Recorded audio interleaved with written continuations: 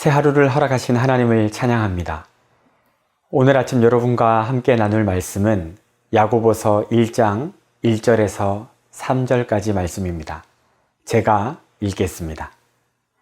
하나님과 주 예수 그리스도의 종 야고보는 흩어져 있는 12지파에게 문안하노라. 내 형제들아, 너희가 여러 가지 시험을 당하거든 온전히 기쁘게 여기라. 이는 너희 믿음의 시련이 인내를 만들어내는 줄 너희가 알미라. 사랑하는 성도 여러분, 잘들 지내고 계십니까? 코로나19 감염병으로 인해 함께 모여 예배드리지 못하는 기간이 길어지면서 교회마다 다양한 목회 방법들을 고민하고 있는데요. 대부분 이렇게 영상으로 말씀을 전하는 것이 교회들이 취하고 있는 방법들입니다. 물론 이렇게 영상으로 예배를 드리는 것도 은혜롭고 유익하지만 성도들이 한자리에 모여 함께 예배 드리는 그날이 속히 오게 되기를 간절히 소망합니다. 왜냐하면 교회는 예배를 위하여 부름을 받은 공동체이기 때문입니다. 하나님과의 수직적인 만남뿐만 아니라 성도들과의 수평적인 교제를 통해 하나님이 부으시는 풍성한 은혜를 누리는 곳, 그것이 바로 교회이기 때문이지요. 그래서 만나면 너무 반갑고 헤어지면 다시 보고 싶은 것, 그것은 바로 하나님의 교회로 부름을 받은 성도들에게 나타나는 존재론적 반응인 것입니다. 그런데 오늘 본문 1절에 야고보는 흩어져 있는 12지파에게 문안하노라 라고 인사하며 편지를 시작합니다. 흩어져 있는. 교회는 분명히 함께 모여 교제하고 하나님을 예배하는 공동체인데 야고보는 지금 흩어져 있는 교회들에게 편지를 보내고 있는 것입니다. 그 당시에 교회들은 왜 흩어졌을까요? 야고보서가 기록될 당시 교회는 매우 심각한 시련을 당하고 있었습니다. AD 30년경 스데반의 순교 이후에 기독교에 대한 유대교회의 대대적인 박해가 일어나서 예루살렘 초대교회 성도들은 로마 제국 각지로 흩어질 수밖에 없었지요. 뜻하지 않은 어려움을 만나 뿔뿔이 흩어진 성도들 중에는 다시 만날 것을 기대하며 각자가 처한 상황 속에서 개인적으로 하나님을 예배하고 믿음을 지켜간 사람들도 있었겠지만 반대로 흩어져 있고 따로 떨어져 있다 보니까 신앙생활을 게을리하거나 또 믿음에서 떠나가는 사람들도 생겨나기 시작했습니다. 그런 어려움을 만나 흩어져 있는 교회와 성도들에게 야고보는 하나님의 샬롬을 전하며 이 어려운 시기를 어떻게 이겨내야 하는가를 가르쳐 주고 있는 것입니다. 우리 역시 마찬가지입니다. 코로나 바이러스 감염병뿐만 아니라 여러 사고나 질병, 영적, 정신적 혼란 또는 관계 속에서 주어지는 상처 혹은 경제적인 문제 등 우리는 여러 종류의 어려움을 겪을 때가 있지요. 어떻게 그 어려움을 이겨낼 수 있을까요?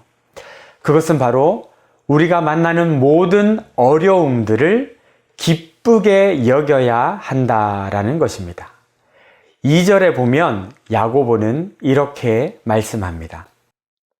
내 형제들아, 너희가 여러 가지 시험을 만나거든 온전히 기쁘게 여기라. 아니 도대체 무슨 말을 하는 거야? 어려움을 만났는데 기쁘게 여기라고? 지금 정신이 있는 거야, 없는 거야? 그런 생각을 하시는 분들도 계실 것입니다. 그러나 오늘 성경은 분명히 우리에게 말씀합니다. 시험을 만나거든 기쁘게 여기라 라고 말입니다. 그것도 그냥 기쁘게 여기라는 것이 아니에요. 온전히 기쁘게 여기라. 성경은 그렇게 말씀하고 있습니다. 아니 어떻게 그것이 가능할까요? 어떻게 고난과 어려움 중에서 그것을 온전히 기쁘게 받아들일 수 있을까요? 바로 우리가 만나는 고난 속에 하나님의 크신 목적과 계획이 있다는 사실을 믿을 때에 우리는 그 고난을 기쁘게 여길 수 있게 됩니다. 그래서 3절은 이렇게 말씀합니다. 이는 너희 믿음의 시련이 인내를 만들어내는 줄 너희가 알미라. 야고보는 고난과 어려움을 믿음의 시련이라고 부르고 있습니다. 시련이라는 말은 연단한다라는 말입니다. 쇠나 금을 용광로 속에 넣어 녹이고 그것을 끄집어내서 망치로 두드립니다. 그리고 다시 녹이고 또 두드리지요. 잘 녹지 않으면 더욱 뜨거운 불길 속에 집어넣기도 합니다. 왜 그렇게 쇠를 괴롭히는 것일까요? 바로 작품을 만들기 위해서입니다. 모든 뛰어난 작품은 이 시련과 연단의 과정을 통해서 탄생하게 되지요. 우리는 하나님의 주권과 통치를 믿는 사람들입니다. 공중에 나는 새와 들의 들풀까지 먹이고 입히시는 하나님의 손길이 우리 각자의 삶 속에도 역사하고 계십니다. 그 하나님은 선하시며 실수가 없으시고 그분의 계획은 완전하고 그분의 때는 확실합니다. 하나님은 당신의 자녀를 망치기 위해 어려움과 고난을 주시는 분이 아니십니다. 비록 지금은 알 수 없지만 분명히 이 어려움 속에 그분의 선하신 뜻이 있습니다. 그래서 누구보다 큰 시련을 겪었던 욥은 이렇게 외칩니다. 나의 가는 길을 그가 아시나니 그가 나를 단련하신 후에는 내가 정금같이 나오리라. 내가 겪는 시련 이면에 나를 정금같이 빚어가시려는 하나님의 뜻이 있다는 사실을 믿음의 눈으로 바라보았던 것이죠.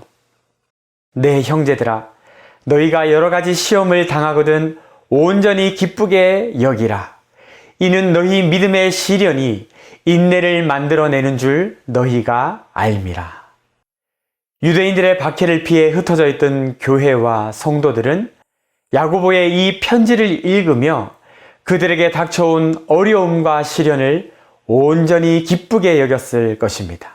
그리고 그렇게 시련을 이겨내며 정금같이 연단된 초대 교회 성도들은 그 이후에 일어난 네로 황제, 도미티안, 마르크스 아우렐리우스 등의 로마 황제들의 이루 말할 수 없는 박해를 이겨내고 마침내 복음으로 로마를 정복하게 되지요.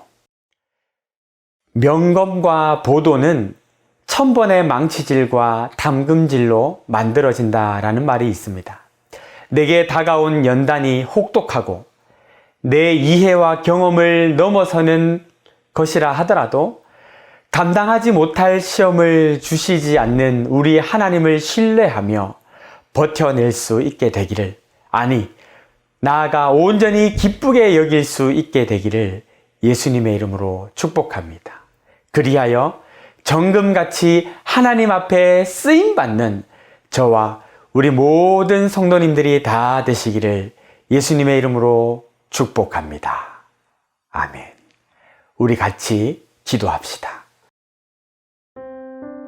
시험을 참는 자는 복이 있나니 이는 시련을 견디어낸 자가 주께서 자기를 사랑하는 자들에게 약속하신 생명의 면류관을 얻을 것이기 때문이라 말씀하신 주님.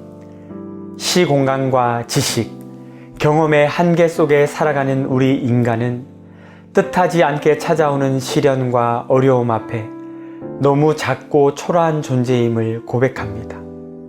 주께서 붙잡아 주시지 않으면 한순간도 설 수 없는 연약한 우리를 주께서 늘 지켜주시고 어려움을 이길 힘을 주옵소서.